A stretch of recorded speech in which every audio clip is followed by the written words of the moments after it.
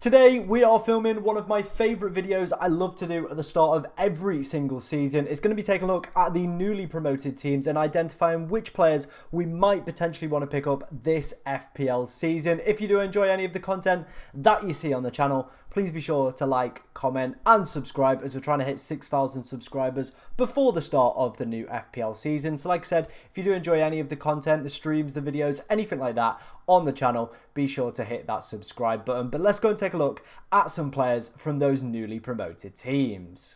Starting off with the champions from the Championship, it is Leicester City. Obviously, I think it was pretty self-explanatory that this team was going to bounce up, especially with some of the players they managed to keep hold of and some of the new additions they did make. But obviously, they are back in the Premier League. We have had some of their players' prices revealed already. I'm filming this on Friday evening. There might be some price rises or price reveals, on Saturday and Sunday, but we don't know that yet, so we're going to have to wait for the rest of the players that are down as a TBC. But let's start off with Jamie Vardy, obviously a very popular pick down the years from FPL. Very, very happy memories with my own team, myself, a few years ago when Jamie Vardy was around 10 million, but was absolutely cooking. He's had an electric season in the Championship, 20 goals plus assists for him. As you can see, nearly averaging a goal per 90 minute as well. So that's pretty good going for the AG's hat as well. Obviously comes in at that 5.5 million.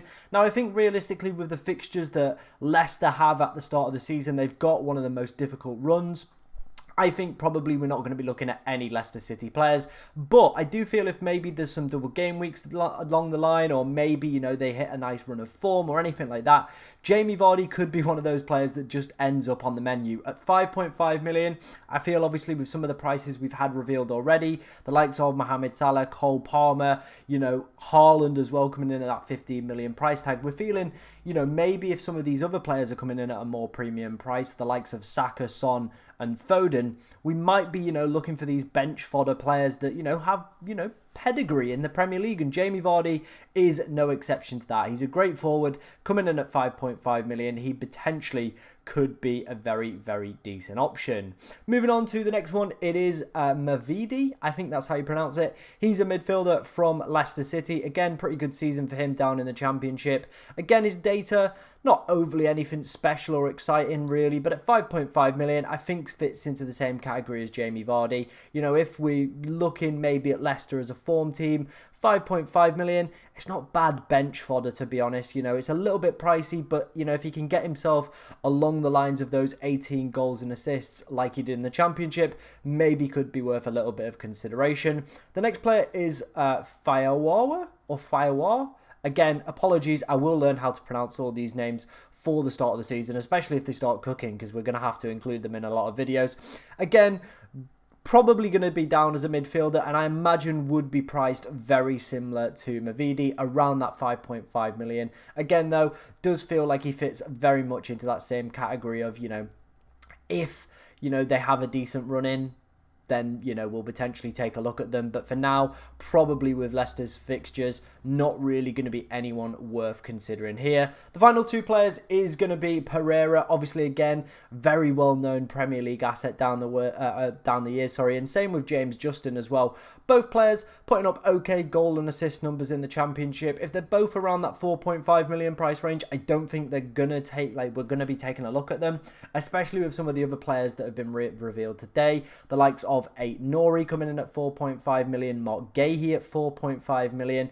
There's some very, very good defenders from very, very good teams that are already coming in at 4.5 million. So for me, unless these guys have like a ridiculous run of form, or, maybe some double game weeks, or, they're just like Alfie Doherty did last season where he just started picking up assists for fun, I don't think they're going to enter the kind of thought process of myself and the managers. So for me, realistically, it probably is going to be Jamie Vardy and maybe one of Mavida or Fiawar that potentially could be on the menu this season. Maybe some of the defenders if we get a double game week, but overall, I probably would not be looking at many Leicester assets, especially with your game week 1 draft.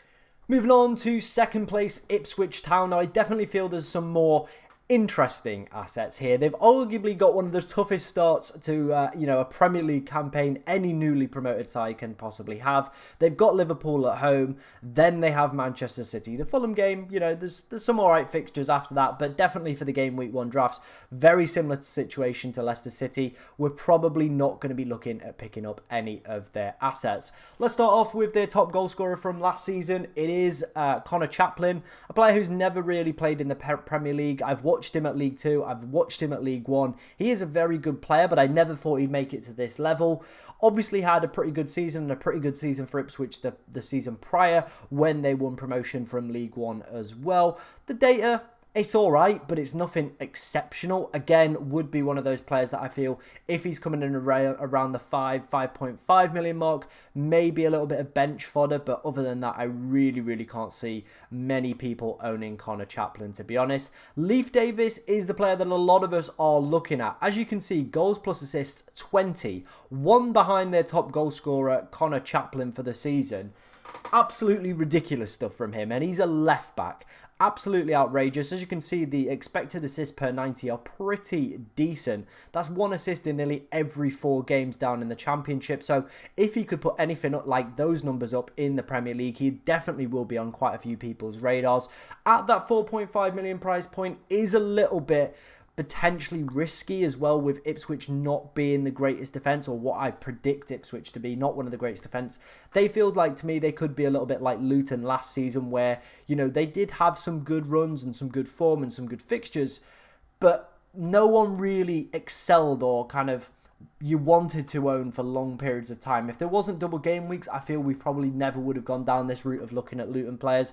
But we did, and maybe the same could happen again, and Leif Davis could enter our fields of mind. But very similar to how I said with the Leicester defenders, there's a lot of other quality players coming in at that 4.5 million that are playing for more established Premier League teams with better defensive records historically and probably over the course of the season as well. So probably not worth considering Leif Davis. But if he starts to smash in those assists and Ipswich get a good run of form, he'll definitely be entering quite a few people's teams. Moving on to some midfield options. Again, I feel these guys will probably be priced around 5. I reckon Burns will probably be around 5. Broadhead and Hutchinson probably around that 5.5 million. Again, probably not going to enter our teams unless they do anything exceptional. Hutchinson, obviously coming from Chelsea, he's looked pretty decent. There's quite a lot of hype around him. And as you can see, his XG and expected goals per 90, they're pretty decent. They're pretty good for a player that's just, a young lad breaking into a team as well. So I'm pretty excited about him maybe as an option. Obviously, we'll have to see how Ipswich do and settle down. I think that's kind of the big key point with a lot of their players. I do feel he's probably the best midfield option out of those. Broadhead second and Burns first, but we're going to have to wait and see what price point they come in. But realistically for me, the only asset I think I'll probably be taking a look at over the course of this season is Davis, unless obviously they get double game weeks or anyone excels kind of throughout the season, because you never know what could happen. And if they do, you obviously saw it here first as well in today's video. But for me, again, game week 1 drafts, probably not going to be considering any of these players on it. And finishing up today's video, we're going to take a look at Southampton and their potential assets for the start of the Premier League. Now, interestingly, compared to the likes of Leicester and Ipswich, I actually think you could be going with maybe one Southampton asset. Obviously, with the price revealed, Harwood Bellis is going to be the top pick. A lot of people are already eyeing him up at 4 million. Had a fantastic season, not last season, the season prior with Burnley, and I was surprised that he didn't get a Premier League move, to be honest. But Southampton, I think, negotiated a deal where obviously they got like a loan with an obligation to buy him for 20 mil the following season. I think it was if they won promotion, obviously they did. So that kind of went along with that as well. So I think him being in the Premier League, he's had 2 amazing seasons in the Championship. Manchester City Academy pedigree as well. As you can see, getting involved in some goal involvement as well. Not nothing major, but for a centre-back at 4 million, definitely worth considering. I've seen quite a few people as well talking about the potential rotation of him and Brentford defenders as well. They've got quite a nice rotation. I don't think they play any of the top 6 from last season in their opening 13 to 14 games, so potentially something to consider with that one as well. In terms of other players, obviously you've got Adam Armstrong, 34 goal involvements for him last season. Absolutely mesmeric stuff. The last time he was down in the Championship as well, he cooked.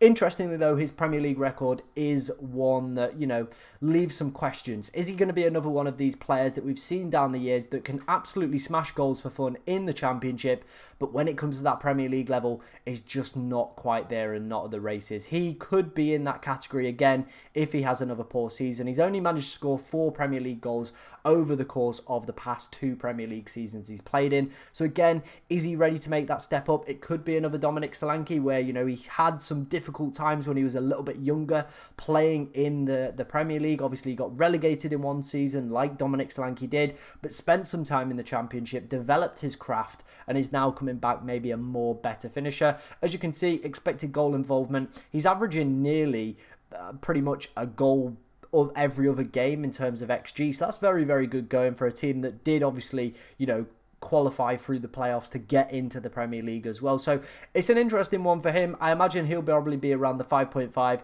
6 million price point. Again, might be an option if they get a good run of form, or maybe if he can prove that he is a Premier League goal scorer, because he definitely knows how to find the back of the net. It's whether or not he can do it at this top level, and that is where the questions have to be asked of him.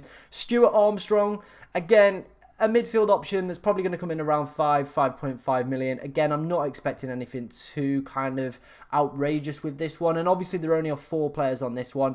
The key players for Southampton last season were Fraser as well, who was on loan. And they also had Che Adams, who I believe, from doing my research, his contract has expired. So it does look like, I think there was rumours that he was going to Everton. Obviously, if he signs, he potentially could be an option for this side as well. But again, another one of those players that knows how to find the back of the net in the Championship, but when it comes to the Premier League, is just missing in action. I've also put Walker Peters on here.